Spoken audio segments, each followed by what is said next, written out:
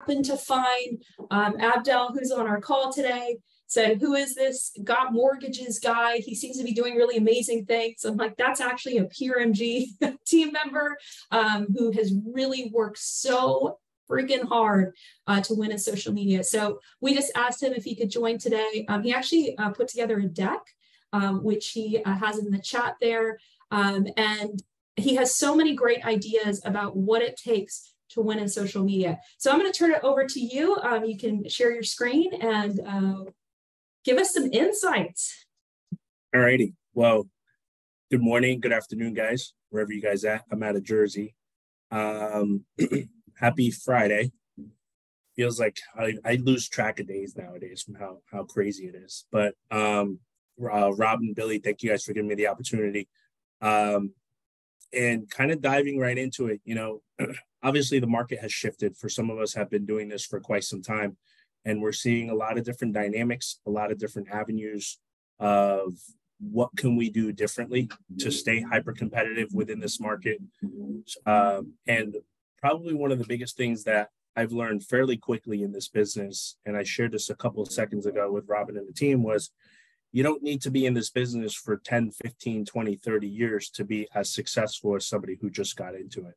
I think it's utilizing the tools and the resources that are out there, and especially in today's day and age, with social media, with digital marketing, with online branding, that's allowing you the ability to be successful.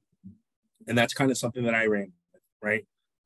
So touching base a little bit, as I always say, right, doesn't matter how many years of experience you have in this business, because at the end of the day, nobody here in second grade walked up on their talent show, right, and said that they wanted to be a mortgage lender or a realtor or whatever the case may be. I know I didn't. And I don't even remember what I wanted to do, but I think it was either an attorney or a doctor, which I'm glad I didn't. And when we talk about the branding, it comes down to, I always say, and this is very common things, is it's all about our ROI. And we're not talking about our return on investment. When we think of our ROI, it's how relevant are you in the internet, your omnipresence, how accessible are you? So you basically need to be everywhere, from your Facebook, Instagram, LinkedIn, your YouTube, your TikTok, whether we like it or not. You know, you got to do the pointing, you got to do the sharing, you got to share the content. And whether it's static images, whether it's video marketing, and just creating a deep intimacy relationship perspective with your audience, which we're going to touch base on really quickly as to identifying who your audience really is, right? But the first and probably one of the most important things is creating the content itself. And where do you go to get the content? So obviously there's no shortage of content in the digital hub via Okta, right? The stuff that the team has built in over the last few years. Total Expert gives us a simultaneously nonstop content that's built in there. But then another thing too is it does fall back on our creativity.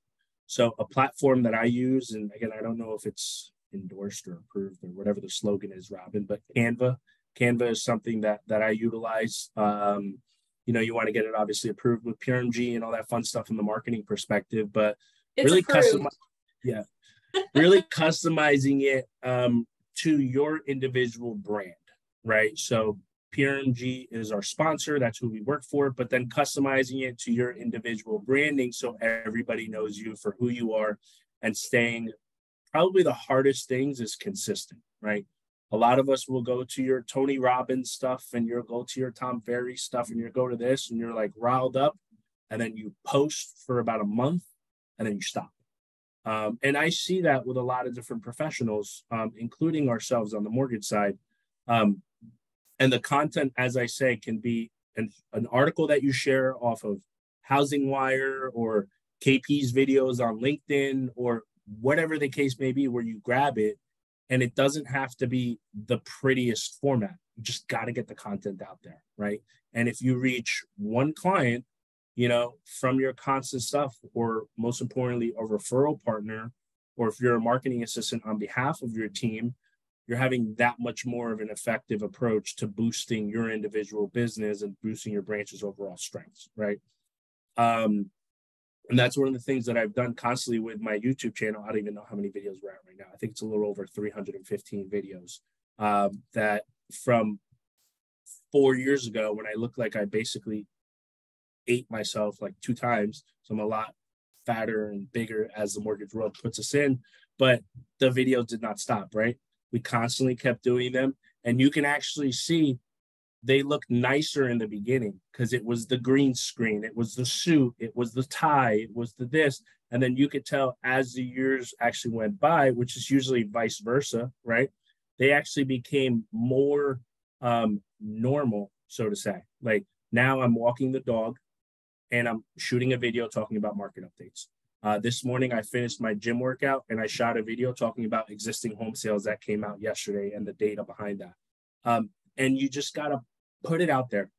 And the importance of the content, again, comes down to your articles, your videos, your long forms, and your PR. It doesn't have to be this stuff that I put on here. It doesn't have to be your billboards. I've got a truck that drives around on all three sides with pictures of my stuff. Doesn't have to be that stuff. You know, you don't have to spend the money on that stuff where your branch managers, your individual sales have to stand them. The most important thing is just staying consistent. And then that, I think, is what allows us the opportunity to stay relevant within the market. Sharing the proper content to the right people. So, you know, Facebook nowadays allows you the opportunity to target and retarget. I'm sure there's probably no shortage of content, Robin, that you guys have put together on the tactics of how to do that stuff, of retargeting the right people. You know, it's not about spending $3,000, $4,000, $5,000 on each individual ad post just to get bots to your page, right?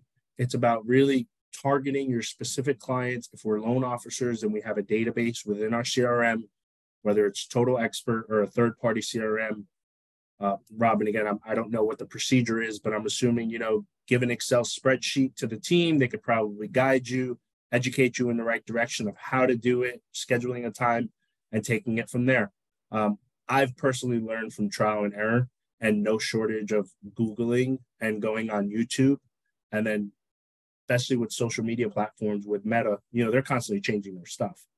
So it's staying up to date with that, but understanding that the amount of information that I'm putting out there is really pushing to stay relevant without coming off annoying too, right? Where you're constantly sending stuff. You know, there's some people out there that are kind of consistent, but they're also annoying at the same time. That makes sense. So there's that balance. And then really dividing your audience, right? Between, is it a hot lead, a warm lead, a nurture lead? Is it an agent partner that we're really doing a lot of business with? Some that we do maybe 1 to 2 deals a month with, and some that we're trying to pursue business. Nobody can identify those steps within your business except yourself. Or if you're a marketing assistant, except on behalf of your branch manager, holding themselves accountable to find out what exactly is it that they're looking to accomplish so you can successfully accomplish your goals for your career as well. And as I always say this, probably one of the biggest mistakes I used to do in the beginning was spending a lot of money thinking that was the right way to do it, right? Doing ad boosts, and then spending $500 per boost, $1,000 per boost, and I would end up looking at my bill and it was $10,000, and I'd be like, well, I didn't get that much business. So really kind of getting an understanding of not only putting your information out there, but targeting the right people for an effort to stay consistent. Now, the only way that you'll be more consistent is if you can be found everywhere, right? So it's understanding what are the avenues. Do you have a Google My Business page? Does your branch have a Google My Business page? Are you still using, I think it's Sochi. Robin, do you guys still have Sochi, the partnership? Yeah, it's a big part of this plan. So utilizing Sochi, because that actually does basically 3/4 of the job for you. It's just a matter of truly utilizing it and then taking it to your best advantage. And then taking over the news feeds again without spending dramatical money, because that's generally where people get scared of when it comes to marketing, right? Or your branch manager kicks you to the curb and says, we don't have the necessary budget for it. Holding them accountable. I mean, listen, I'm a branch manager myself. I do this on my own just because it's probably a good thing and a bad thing. It's a good thing because the content stays consistent. It's a bad thing because it may pull me away from certain things that I just have to time block accordingly to make sure it gets done. but holding yourselves accountable when I say about the 7 steps of lead generation. So you got to set your goals, build your foundation, build your brand, promote nonstop. I mean, I probably have no clothes except Got Mortgages gear. If I'm in the gym, I'm in a Got Mortgages t-shirt. If it's hot as hell outside, I used to wear, a sweater, and then I'm like, it's too hot. Then I downgraded to a t-shirt. So I've Got Mortgages t-shirts. Then it became so freaking hot. Now I have tank tops that are Got Mortgages tank tops, where it's constantly stuff. So if I'm in the gym, I'm in a Got Mortgages, and then somebody's like, well, what is that?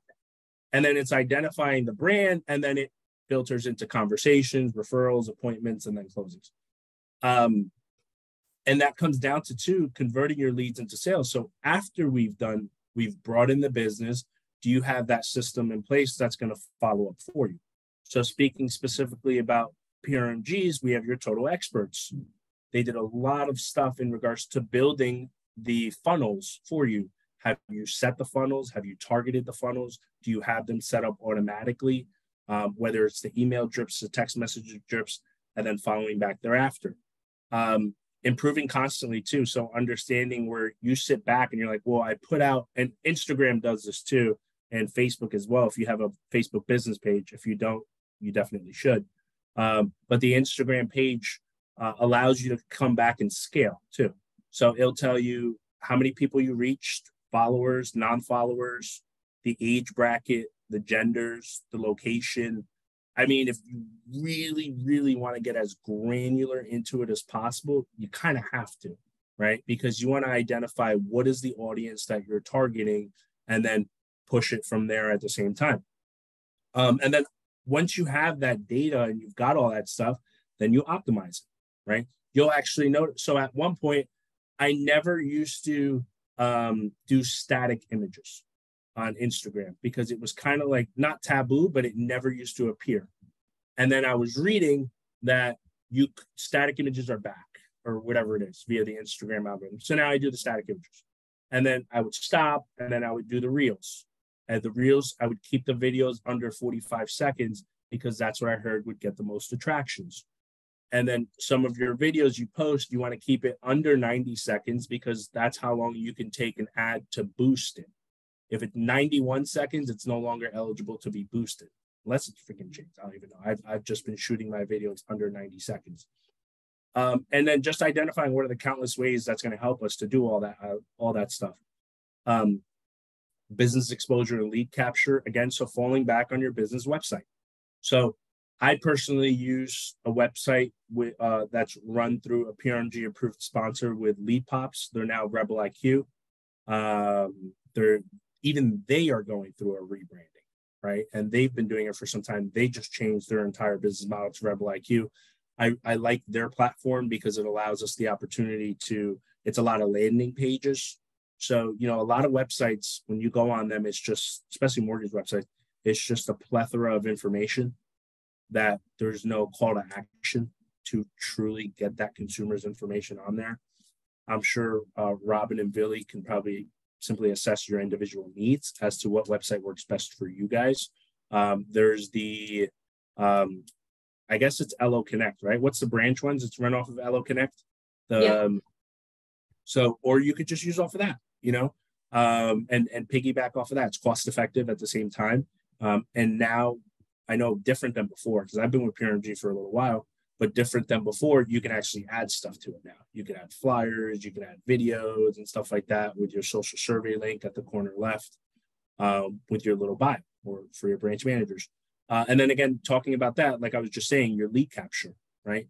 So utilizing the proper information because, all right, we got the person to your page, to your website, to your ad, then what, right? How are you capturing their information?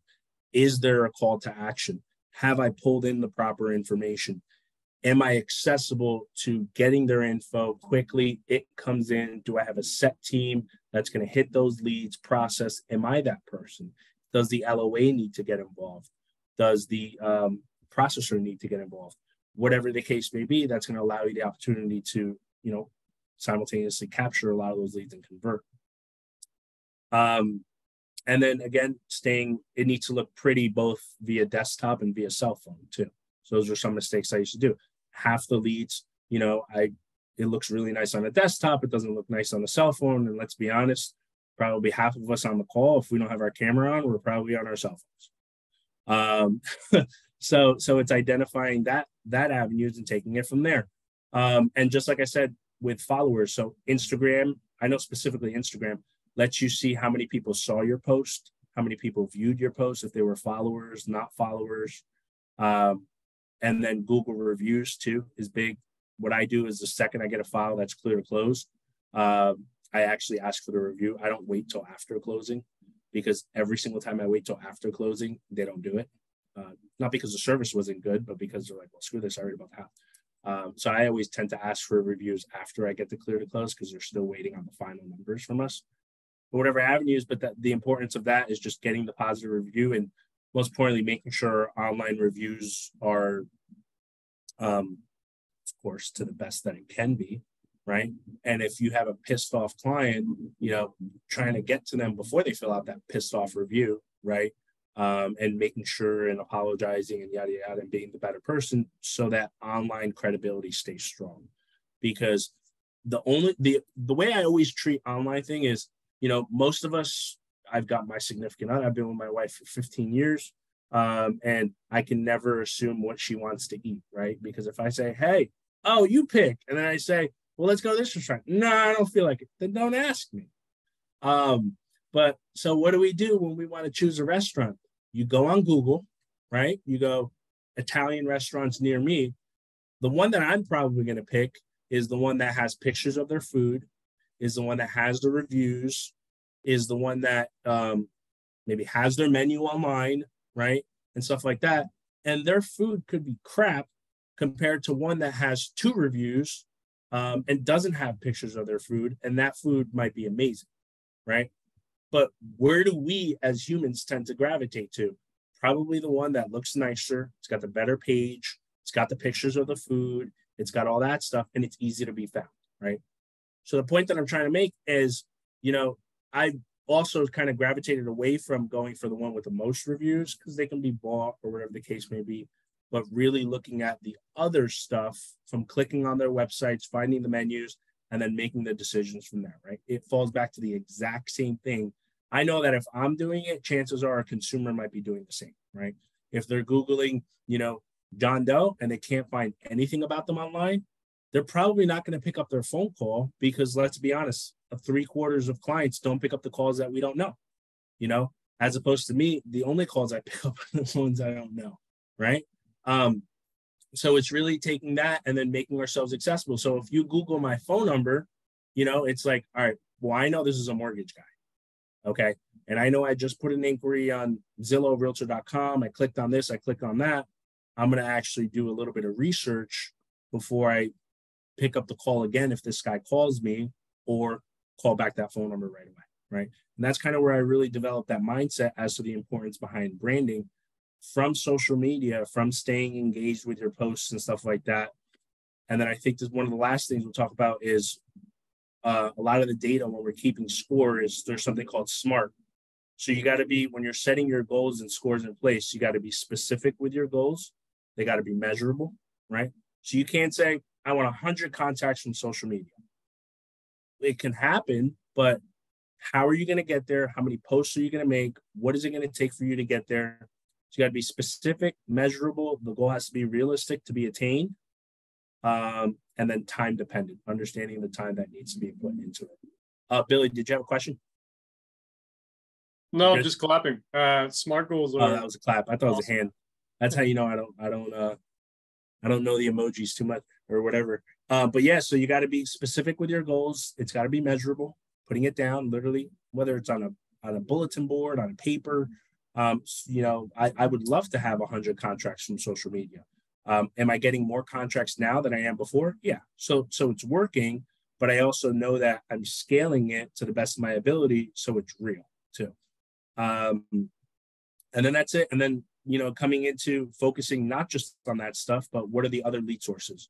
Your referrals, your word of mouth, your organic paid trafficking, your paid advertising, and then your other marketing stuff as well.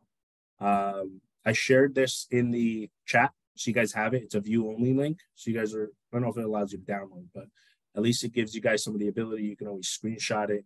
And I'll leave you with this. The more you measure your activity, the more accurate you can forecast your success. So each lead source, literally to the point where it's each lead source, like tracking down your Instagram, your Facebook, your YouTube, your Zillow, your realtor.com, how many leads came in, what's the cost per lead, what's the conversion, doing that. And if you're a marketing assistant and you bring that to your branch manager, you lean on your digital marketing team, you're probably going to be that much more valuable, right? Than somebody who's just kind of winging it, right? And then you'll know what your cost per acquisition per lead is, and then you'll have potentially more investment into that particular platform, and you take it from there. So that's all I got. Oh, that's it. Amazing. If you guys are not following him on social media, please make sure you do. So you're on YouTube, Instagram, LinkedIn. Where else are you? YouTube, Instagram, LinkedIn, Facebook, TikTok. I really suck at. Like I post and then I don't know. I just, it's really bad because I see my daughter on it and then I'm like, damn, do I want to like be on TikTok? But it's also so important that I always catch myself and then I'm like, all right, I gotta actually go. And there's a platform out there if you guys want. It's called, and Robin, I'm sure you guys have endorsed platforms, but I know Hootsuite was one I used to use a long time ago that you can basically post and it shares to other platforms. I basically think a lot of social media platforms internally has already kind of like made it that much easier where you post something, you could just hit share, share, share, share. But based on experience, my top ones would be Instagram, Facebook, YouTube, personally. LinkedIn is a little bit more on the professional side, so I'll use it more on the recruiting side for loan officers and things like that. And then TikTok, I'm probably leaving a lot of money on the table, but I know that I am. So I'm working on identifying the easiest ways for me to get there and take it from there. But that's awesome. I do want to open it up to questions. I know some of you may have jumped in halfway.